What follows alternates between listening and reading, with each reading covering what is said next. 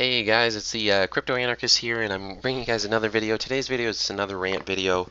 Um, we're going to be focusing on Doug Polk today. When I first saw some of Doug Polk's videos, I saw some of his, BitConnect's a scam video, and it's like, yeah, everybody knows this. This is basic level stuff. But at least, he's not. A lot of crypto YouTubers had no idea that BitConnect was going to be a scam or people were going to lose their money or anything bad was ever going to happen with it. So I was like, maybe he's not a complete idiot. But then he came out with this video today, and oh my God, I really just wish some crypto YouTubers had at least a third grade level understanding of cryptocurrencies. But as far as cryptocurrencies go, they're all kind of I don't know, they're all kind of basic bitches, and I'm gonna try and sort of keep off of the insults and stuff because YouTube started deleting a lot of my videos. And the one video they deleted was when I said, Data Dash committed a felony when he did his whole substratum thing. And just so you guys know, it's a felony to ever accept more than $25 worth of any sort of gift when you're working with any sort of company, any sort of financial company. Now, crypto's sort of in a legally gray area, so we know for a fact what Data Dash did is illegal and it is a felony. Whether or not they would ever actually charge him with it or if it's worth them, following him for, I don't think so. And again, I'm an anarchist, so I don't really want them to go after him. I think it's really disgusting what he does, what Data Dash does. But if he wants to do it, that's just more idiots who are spending money on bad cryptocurrencies, which allows me to accumulate, more of the cryptocurrencies that are actually good and actually have a use case. So we're not going to talk about Data Dash here, and I'm going to try and refrain from insulting too much. But let's just go ahead and talk about the things that Doug Polk's talking about. So first thing Doug Polk talks about, and I say here it's at 10:50. It's actually closer to like 10:30. But he brings up a couple quotes from Roger Ver. The first quote is when Roger Ver says, that the Lightning Network, and by the way, the video that I'm going to be discussing is going to be in the link below. You might want to watch it first. It's really embarrassing if you actually understand cryptocurrencies. I'm assuming, the vast majority of people who watch cryptocurrencies on YouTube are not very intelligent, so most people who will watch that video will be like, oh yeah, this makes sense, even though it's fucking bad. Like, he doesn't have a third grade level understanding of cryptocurrencies, and that's fine. But when you have 100-some thousand followers on YouTube or subscribers, maybe you should at least do a little research before you talk about these things, because he's completely wrong on most everything. So the first thing that he talks about, though, is he's like, Roger Ver says he loves the Lightning Network, and then he goes on to show a Twitter post where Roger Ver says, hey, the Lightning Network it requires intermediaries and a counterparty risk. And he's like, oh, now Roger Ver hates the Lightning Network. Well, I don't know if you understand what words mean, Doug, little Dougie boy, but saying that something requires intermediaries and has counterparty risk is not saying that you hate it. Okay, so he makes this leap in logic that, like, there's no reason to make this leap in logic unless obviously he doesn't like Roger Ver. And it's kind of funny, he says this video that, and again, it's linked down below, he says this video is not anti-Bitcoin Cash, but like the last 5 minutes is him just bashing Bitcoin Cash, which, again, that's fine. You don't like Bitcoin Cash, that's cool. Whatever. Obviously, I'm quite pro Bitcoin Cash, but the thing that just boggles my mind is how all the people who support Bitcoin SegWit, they don't even have a basic understanding of cryptocurrencies or the coding behind them or the protocols or the implications of the protocols. But let's just go ahead and talk about this. So a second layer, by definition, it does not use the blockchain. So a blockchain is a way to use money without an intermediary or counterparty risk because no one's in control of it, because it's all done through the miners. But if you use a second layer solution, then your transactions are routed not by miners and not using a blockchain. So by definition, it requires intermediaries and a counterparty risk. So I don't even know why Doug mentions this, because it's just a basic fact. If you're going off the blockchain, it requires intermediaries and a counterparty risk. But he talks about, oh, Roger Ver says he loves Lightning, but it requires intermediaries and counterparty risk. He's contradicting himself. No, those are completely compatible claims, and anyone who has a basic understanding of cryptocurrencies or blockchains would understand that.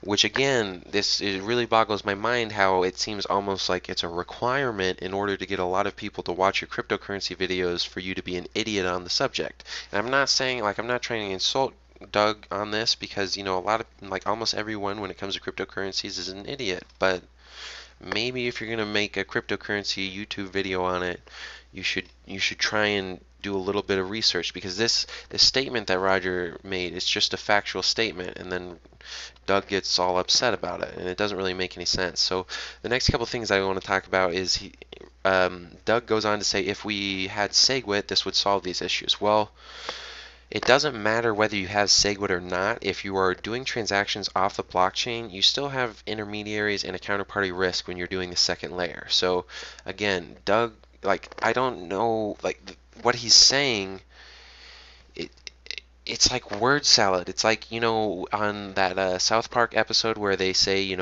they get Family Guy episodes from these manatees grabbing random word balls and they put them together and that's episode. Is this what Doug does? Because I mean, what he said, like, it logically doesn't even make sense. It's like I don't even know how to say something as dumb as what Doug said. But if you're going off the blockchain, you have to have intermediaries and counterparty risk. There's no way around it.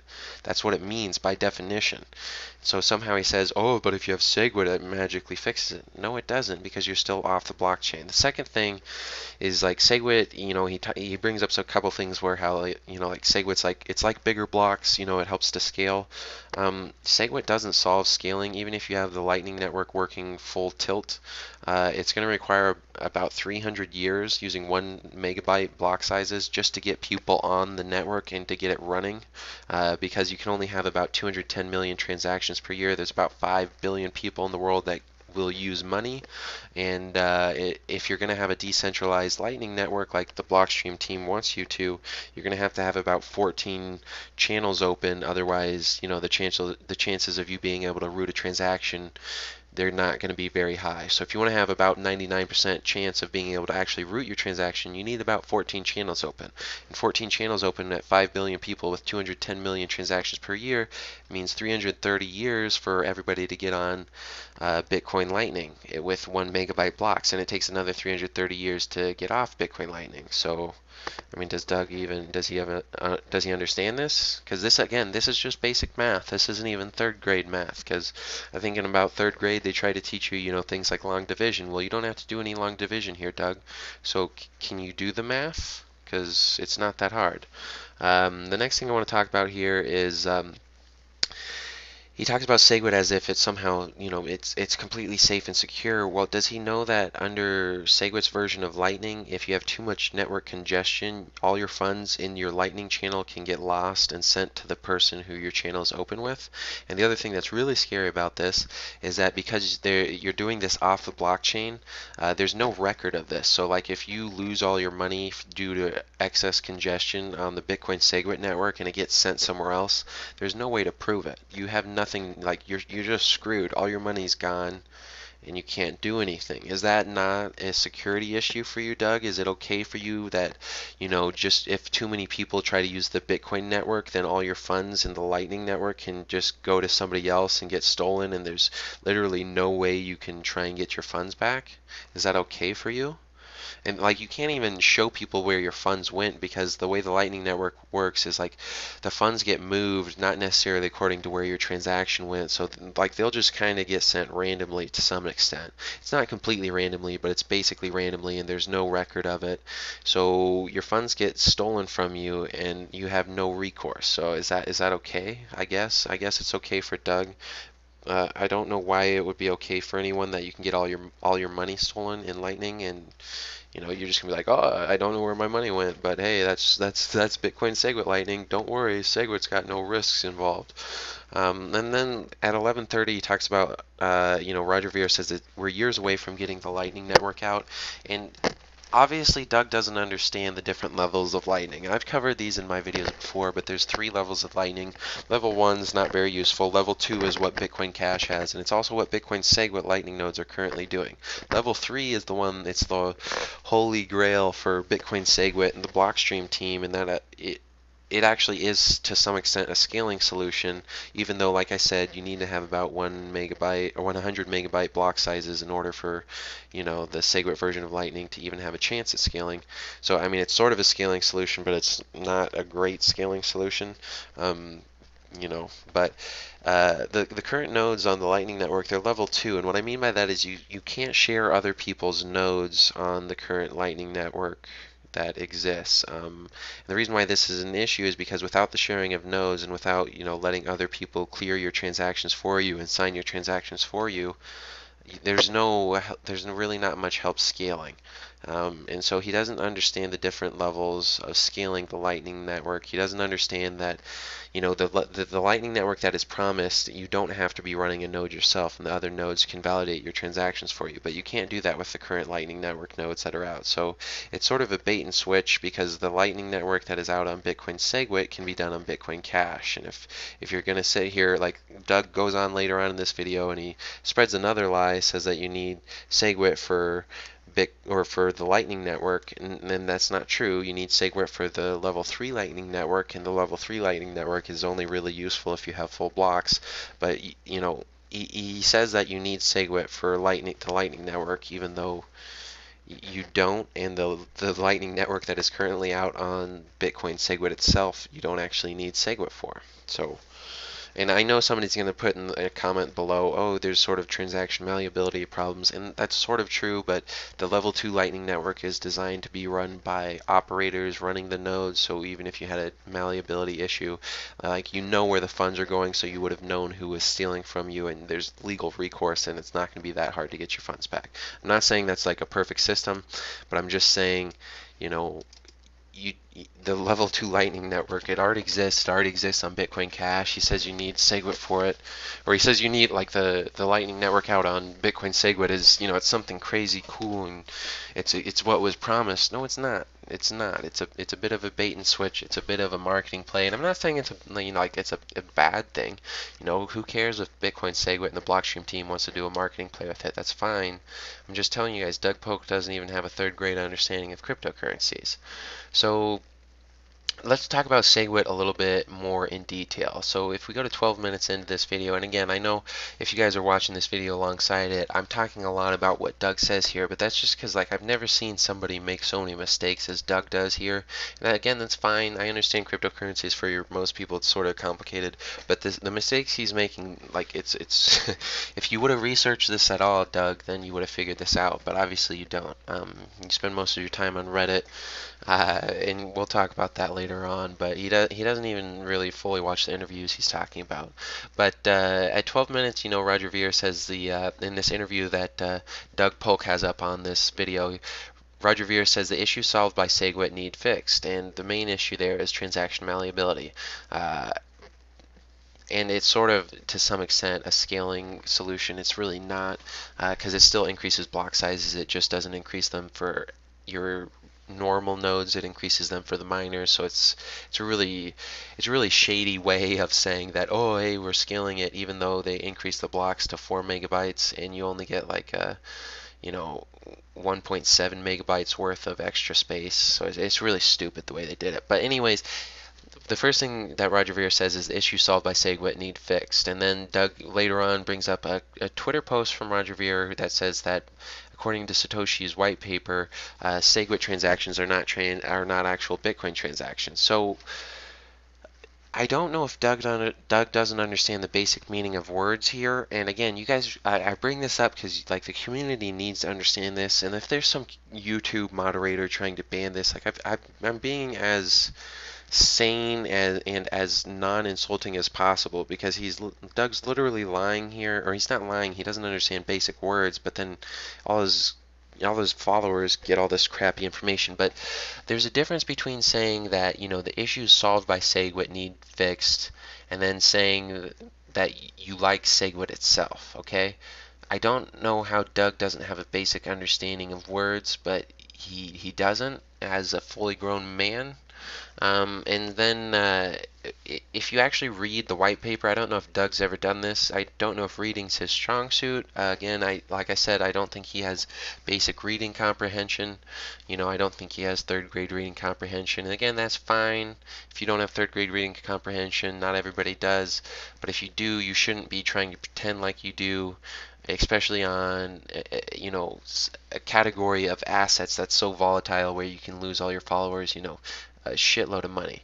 But just because, or like when SegWit, if you've read the white paper, going back to the white paper, which again I don't think Doug has read because I don't think he has the reading comprehension for something like that. But in the white paper on page 2, after the abstract and after the introduction, and just so you guys know, the abstract and introduction, they're not technically parts of the white paper, they're just leading you into it. But the first sentence of the white paper says, we define an electronic coin as a chain of digital signatures. So SegWit removes the chain of digital signatures. So by definition, and an electronic coin was Satoshi's name for a cryptocurrency. By Satoshi's definition, Bitcoin SegWit's not even a cryptocurrency. It's something else. I don't know what you would call it, but it's not a cryptocurrency. It's not an electronic coin. It's something else. Okay, and so to say that where Roger Ver says, hey, those issues solved by SegWit, yeah, maybe they need fixed, like transaction malleability. But transaction malleability, again, it's not an issue that needs fixed now, which is what Roger was saying. And then, you know, Doug goes back and says, oh, hey, but Roger also says that SegWit transactions aren't, or SegWit coins aren't actually cryptocurrencies. Well, I mean, those are both true statements. Again, I don't know if Doug has a third grade reading comprehension level. Maybe you shouldn't listen to him if you know, he's your crypto YouTuber guy. I'm not saying you shouldn't listen to him at all, but you should know he doesn't have a third grade reading comprehension level. And again, I understand you have to do a little bit of research to understand these things, but this guy's got hundreds of thousands of followers for his cryptocurrency channel, and he's not doing the basic research. If you move forward, if you go over to 1225 now, we start talking about the Lightning Network. He says that you need SegWit for the Lightning Network. Okay, this is just mind-bogglingly stupid, because the Lightning Network has always existed depending on what you are talking about. There's 3 levels of Lightning. I've covered them all before. We've basically had level 1 Lightning since the beginning of time, since Bitcoin has existed. Okay, and this is something that the Blockstream team, they use a lot of linguistic tricks in order to pretend like SegWit is necessary for Lightning. It's not. It's never been necessary. It's only necessary for Lightning if your blocks are full, because if your blocks are full, then you have to share channels, because that's all SegWit does. SegWit allows you to share channels by removing the signatures from the transaction. So when you remove the signatures from the transactions, that means that the actual owner of the coins does not have to sign the transaction themselves, and somebody else can sign the transaction for them. That's what SegWit does. It allows somebody else to sign your transaction for you. So it allows you to share somebody else's channel. Well, the only time you need to share somebody else's channel is if you have too much congestion in your blockchain. So something like Bitcoin Cash, you can do Bitcoin, or you can do Lightning with Bitcoin Cash right now. You can do it today. The reason why you don't do it today is because there's not really any sort of demand for it, because Bitcoin's not used widely enough. It has to, like, Lightning is not really useful unless a cryptocurrency is used widely enough. Even the level 3 Lightning for Bitcoin SegWit. But Bitcoin Cash, it already has this Lightning. The difference between the Bitcoin Cash Lightning and the SegWit version of Lightning is with Bitcoin Cash, you have to open a new channel with each new person every time you want to do Lightning transactions with them. And so what I mean by that is, if you want to use the Bitcoin Cash version of Lightning, you open up a Lightning channel with, let's say, your bank, you know, a couple of the gas stations you regularly hit, your favorite restaurant, the grocery store. And once you've opened these Lightning transactions, you're only going to pay one fee for however many transactions you do with that person for however long you want that Lightning channel open. Okay, Doug doesn't even have a basic understanding of this, and like everybody talks about this, you know. And if you've ever watched Andreas Antonopoulos, who's a big SegWit supporter, he's not necessarily opposed to Bitcoin Cash, but he's he doesn't think Bitcoin Cash will succeed. Andreas doesn't, but Andreas even says this, like, and Andreas is sort of the staple for this stuff. Like, have you ever even watched anybody who knows what they're talking about, Doug? I really don't know, because I mean, this is some basic level stuff, and you don't have a clue. You're saying that you need SegWit for Lightning? No, you don't. You need SegWit to share channels, or you need SegWit to share Lightning channels, but you only need to share Lightning channels if your blocks are full. So Bitcoin Cash doesn't have full blocks, so SegWit is, like, there's no point for introducing SegWit. And like I said, and we'll talk about this, or no, we have it right here, point number 4. SegWit also introduces the risk of bank runs. And I've said this before in this video already, but if your channel gets congested, or or maybe I didn't say it in this video, I've said it in other videos before, but if your channel gets congested with Bitcoin SegWit and you have funds in a Lightning channel, or not if the channel gets congested, but if the network gets congested and you can't clear your transaction before the transaction automatically clears, that transaction will automatically clear according to the last update to that transaction. So let's say, me and Doug have a SegWit Lightning channel open, and I might do this to Doug because he's not very bright, so I could scam him out of shitloads of money. But let's say me and Doug have a SegWit channel open, Lightning channel open, and we're doing bets. Like, let's say we're doing bets on the prices of, the price of Bitcoin SegWit to the price of Bitcoin Cash, and after every bet, one person owes the other person a certain amount of money.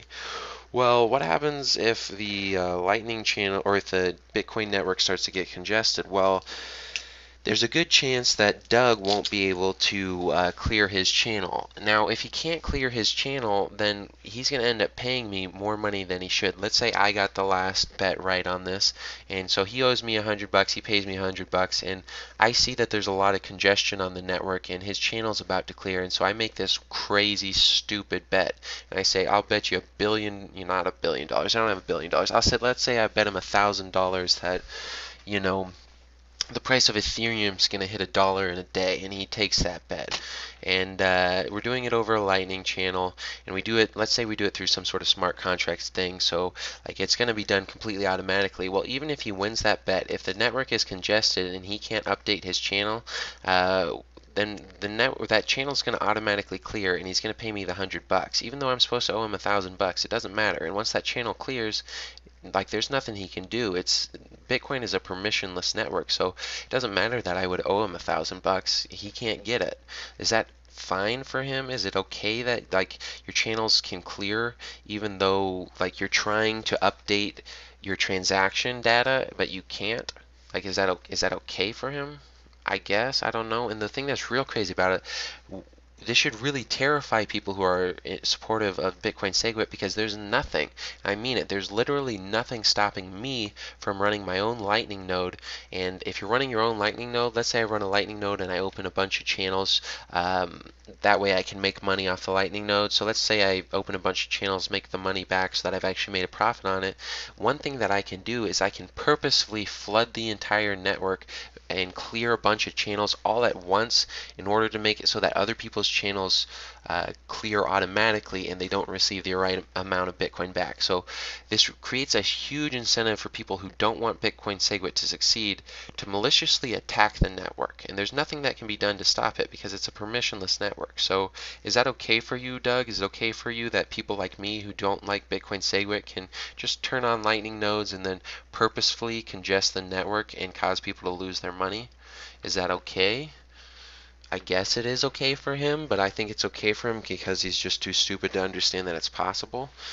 So let's move on. Let's move on to slide 3. So slide 3, just talking about some of the things that Doug here talks about. And again, I'm sorry that I'm only going through a couple minutes of his video, but the stupidity in this video, like it's absolutely unbelievable. But he's specifically picking out small bits and pieces of what Roger says here in order to make it sound like it's really terrible. If you've ever watched Roger talk, Roger talks at a very high level. Most people probably can't understand him. I would assume that's why Doug takes these little snippets of him, because if Doug took, full videos or longer videos, maybe let's just say a 15-second or 30-second video, I don't think Doug would be able to follow along. It'd probably become quite obvious. But all these things that Doug is putting up here, they're just these little small snippets, and then Doug mischaracterizes them. He misleads his followers about them to try and make it seem like Roger's saying these crazy things,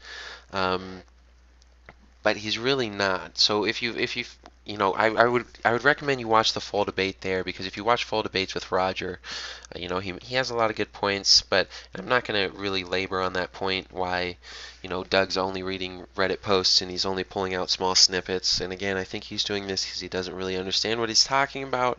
He's trying to get you guys to buy the currency or the cryptos he buys in order, he's doing little pump and dumps. And again, I'm an anarchist. If you want to do pump and dumps on your followers, that's fine. It makes me more money because, your followers aren't buying the coins I'm buying, so that keeps their price low, and so I can accumulate more. So you're actually doing me a favor here. So if you want to keep doing it, keep doing it. But for the people who watch his videos, maybe you shouldn't watch somebody who's kind of a scam artist. And again, he's a scam artist not because he really knows what he's doing. I'm sure he knows what he's doing with the pump and dumps that he does. I'm sure he knows that by having this YouTube video with all these followers, it'll raise the price of the coins he's in. And it doesn't seem like he's much of a long-term trader. Maybe he is. I doubt it though.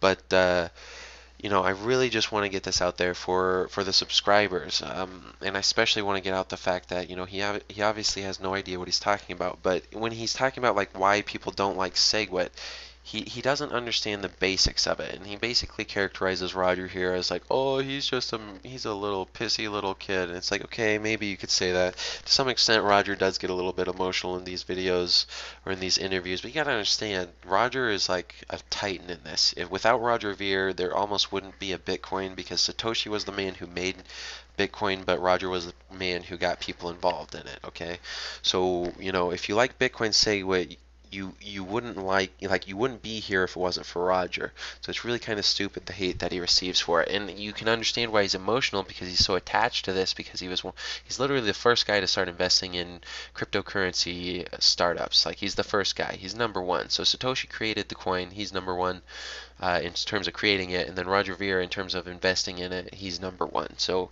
yeah, I mean, he's kind of emotionally attached to it. Surprise, surprise. I wouldn't debate the way that Roger does, but that's just me. But the reason why people actually don't like SegWit is because, one, SegWit's a fractional reserve system. Now, I can almost guarantee you Doug doesn't understand what those words mean.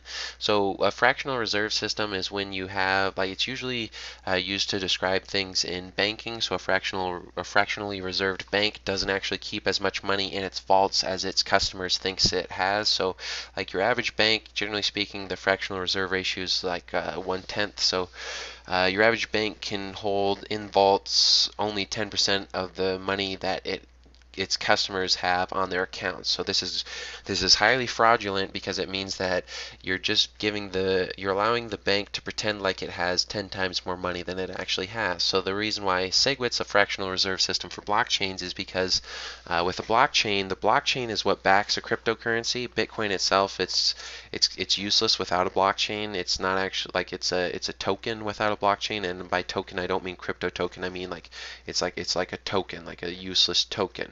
Without a blockchain, Bitcoin is nothing. So SegWit's a fractionally reserved system because when you share other people's channels, you can have 1,000 transactions between separate people, all cleared by one transaction on the blockchain. And so the way you would do this is probably by doing these transactions through a bank. So you might have 1,000 people who are all banked with one bank, and they're going to be doing millions of transactions on their own, and that bank might clear all those transactions on the blockchain with just one transaction on the blockchain. And the reason why a fractional reserve system is bad is, one, it leads to the bank runs. Like I told you, all fractional reserve systems lead to bank runs. The bank runs for blockchain and for Bitcoin SegWit happen because if the network gets congested, then your money's going to get sent off to random people, and there's nothing you can do about it. But two, the second thing that it does is it's sort of fraudulent, and it's not as secure. So if it's something like Bitcoin Cash, you have to pay a fee on every transaction, right? And so that fee helps to secure the network. Well, with Bitcoin SegWit, you're not paying a fee on every transaction. You're only paying fees on the transactions that clear on the network. So that's less money going to miners. And then secondly, because SegWit is it's off-chain, and you start moving fees from miners to the Lightning nodes, you're moving fees away from the people who secure the network to people who are not securing the network. So it's by far much less secure. SegWit is not a secure system. Fractional reserve systems, they're never as secure, never as good. That's one of the big issues. Again, I don't think Doug probably knows what a fractional reserve system is, but that's okay. Not everybody needs to know that. But if you're going to be talking about why some people don't like SegWit, maybe you should have a basic understanding of it. And again, I know a lot of people are going to sit here and say, you know, you're just a shill for Bitcoin Cash, but I understand the arguments for both sides and I research both sides. That's why, you know, if you watch a lot of crypto YouTubers, the one thing that people who watch my channel, they always say, they say, you know what, Crypto-Anarchist, I really don't like you. I think you're a bit of an asshole, and I wouldn't be friends with you.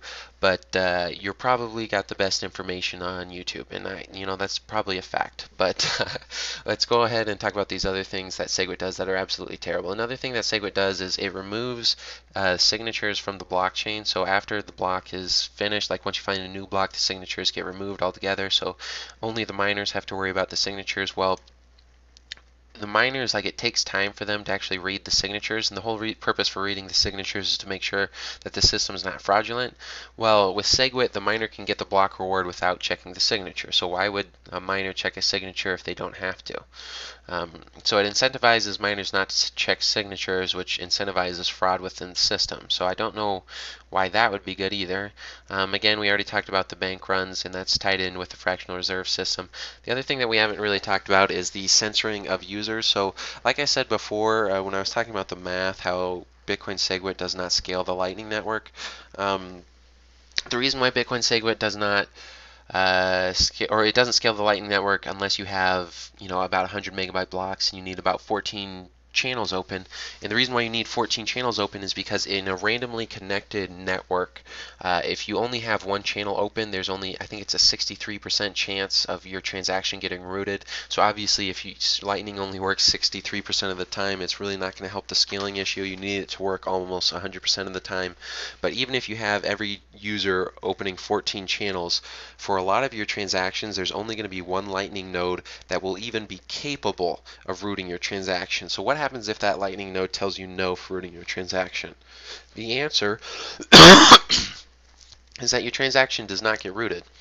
So that means that Lightning nodes have the ability to censor users that they choose. So if a Lightning node says, hey, you know, I know who this user is at this wallet address, I'm not going to let him send any transactions through, they can do it, and they can censor all the transactions that that user wants to send through their node. And now this is talking about a decentralized network, not a hub and spoke model.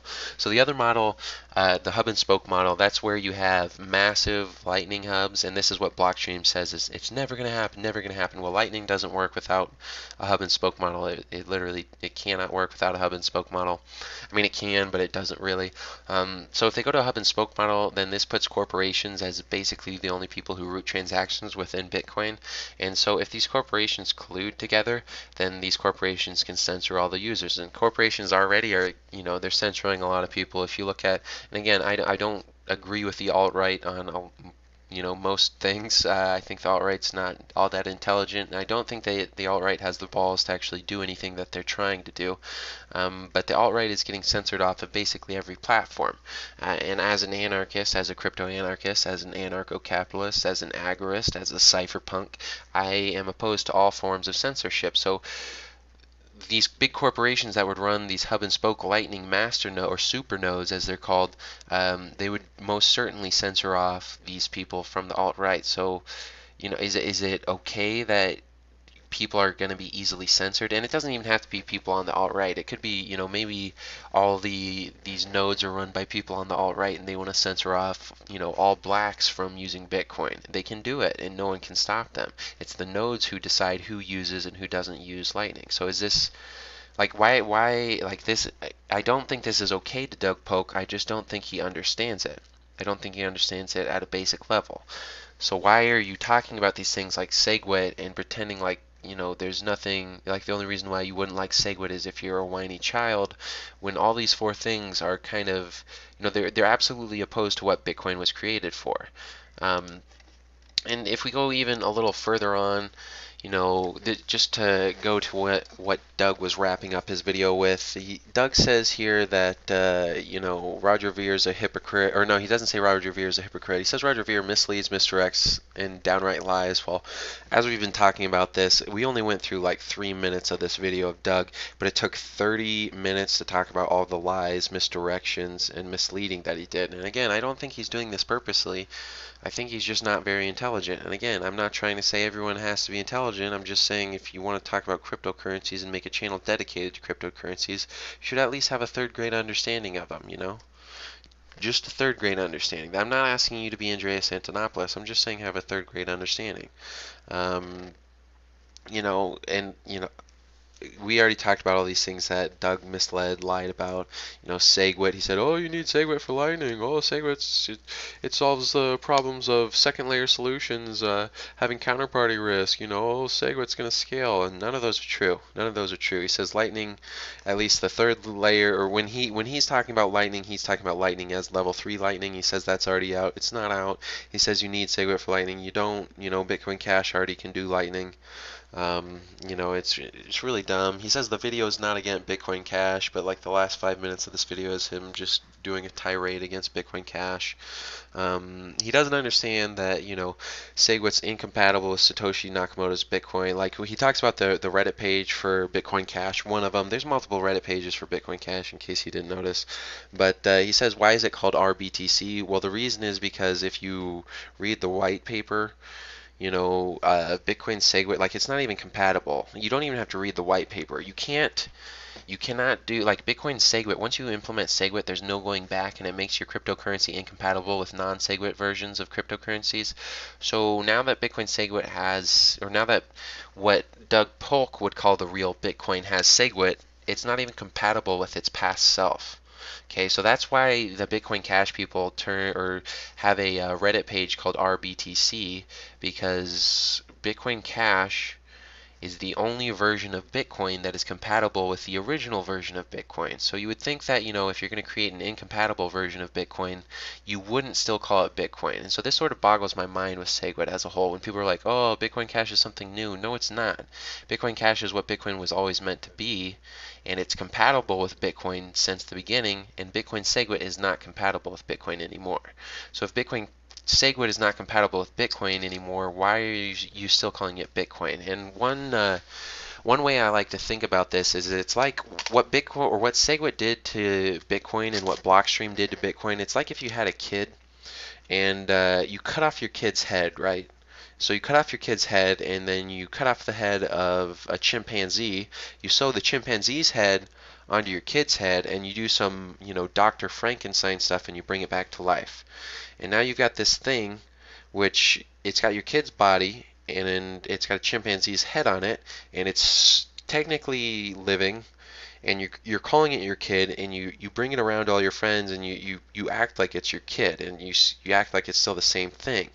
But it's it doesn't have any of the memories of your kid, and since it's got a chimpanzee brain, it can't even talk. It likes to throw poop at people, and everyone around you is like, no, that's not your kid. And you're like, no, but look, the body's the same. The body's the same. And your friends are like, look, that's not your kid. It's not the same thing. Like, I know it's sort of similar, but it's not. It's fundamentally different. You have fundamentally changed what it is.